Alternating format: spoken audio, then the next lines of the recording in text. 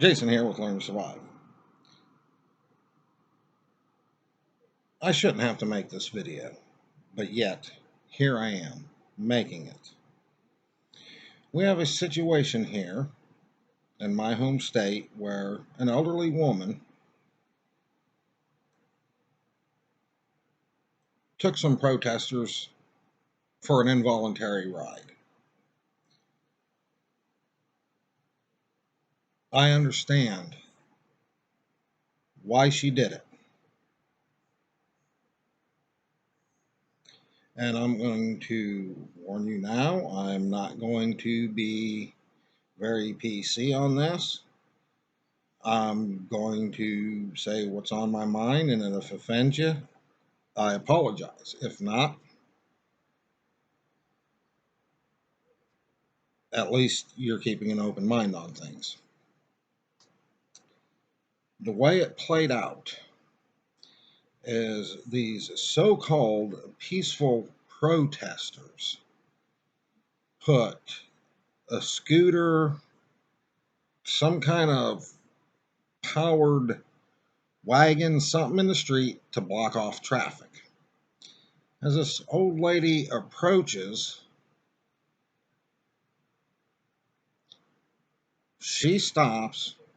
Her passenger, a younger person, gets out to move the scooter out of the street to allow them to proceed through to go wherever they were going. At that point, people jumped in front of the car and put their hands on the car. And in the footage, there are people with hands on this elderly lady's car door. With everything going on and all the videos out there of motherfuckers getting pulled out of their car and getting beat by these motherfuckers, these so-called peaceful protesters, I can legitimately see where this lady was in fear for her life. So she accelerates, takes two of them for a ride. Didn't run them over, very minor injuries. But her mistake was when she felt she was a safe distance away or an area of safety, she didn't stop and call the police. That led me to think about situations I've been in the past and how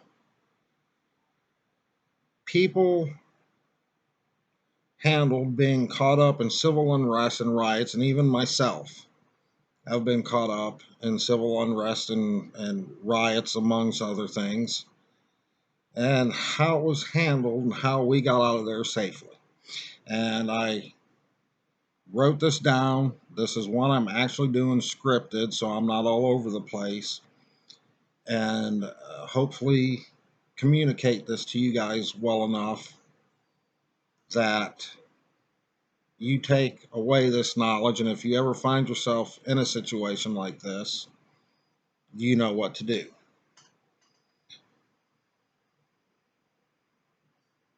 First thing you need to do is understand the crowd. There are two types of crowds. There's going to be the main body, and there's going to be satellites. And either one of these can be static or at a standstill. The main body, if is going to be the most dangerous one to be caught up in. The satellite ones, whether they're stationary or static, are usually a little bit more peaceful. So you're going to be a little bit more safer there. So try and stay away from the main body as much as possible. And two, this goes without saying, avoid fences, barriers, walls, anything like that. This is really one of the most dangerous positions you can put yourself in. You have a chance of being crushed.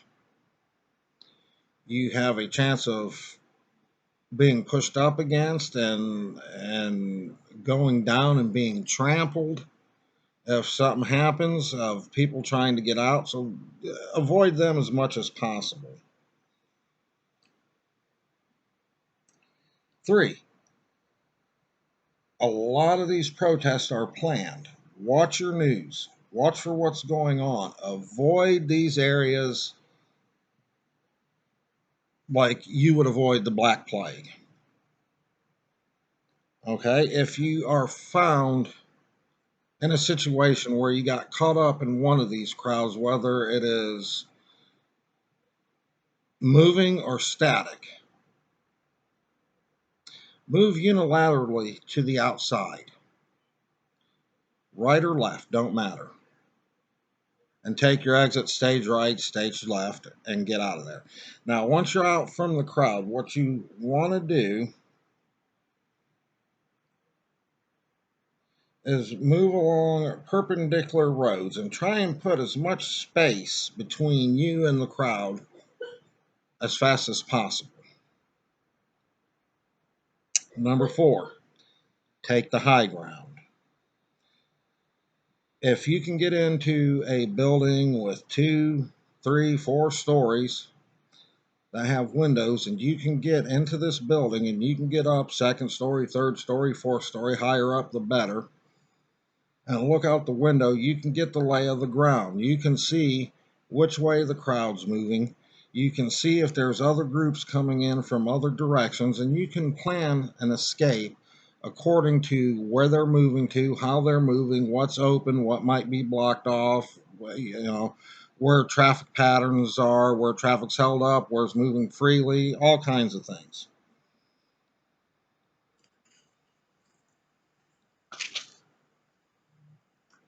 Number 4, bear spray and miniature fire extinguishers.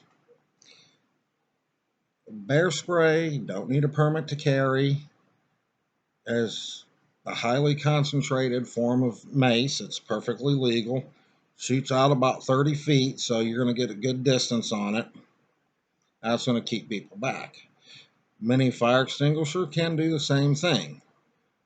But the main point for the mini fire extinguisher is these protesters, their main weapon of choice is Molotov cocktails. Mini fire extinguisher, you can put out a small fire. You can put out somebody that may be on fire. And in a pinch, you can use it to blind somebody. Now, I'm going to give you 2 bonus tips here. Bonus tip number 1, if you find yourself in a car and surrounded, don't try and gun and run.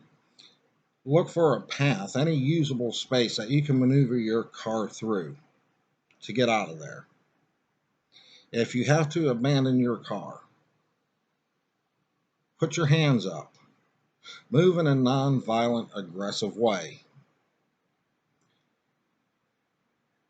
That does keep the crowd a little more calmer. I'm not saying it's going to save you. And if you should have to get aggressive, do so. And hope that someone there is going to be nice enough, and a group of people are going to say that's not right and help you out. If you're forced to run somebody over or run through a crowd, don't be scared about calling the police. Get to safety.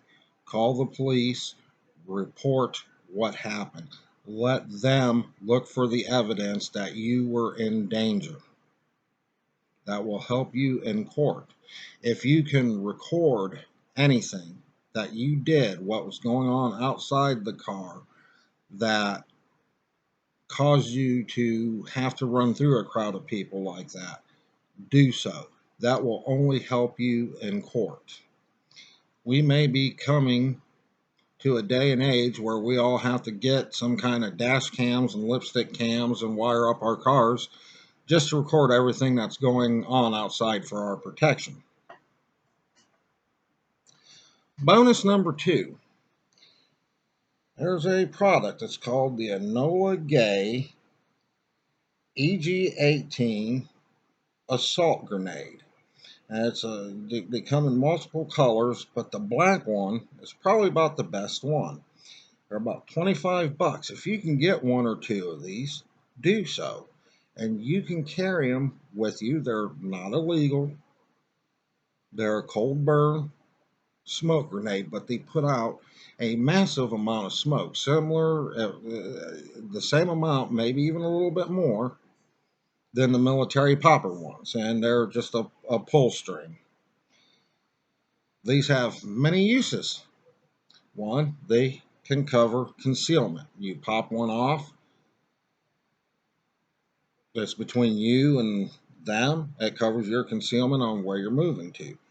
Two, if no one sees you pop one off, black smoke is pretty intimidating. Not too many people are going to run to it, let alone want to run through it. Three, when it's unexpected, it can be a little bit disorientating and it can buy you, even if they figure it out, 2-3 seconds of time. And that 2 and 3 seconds of time can make all the difference in the world. I hope you guys found this video useful. I hope you found it informative. Take care of yourself, take care of one another, and I will talk to you real soon.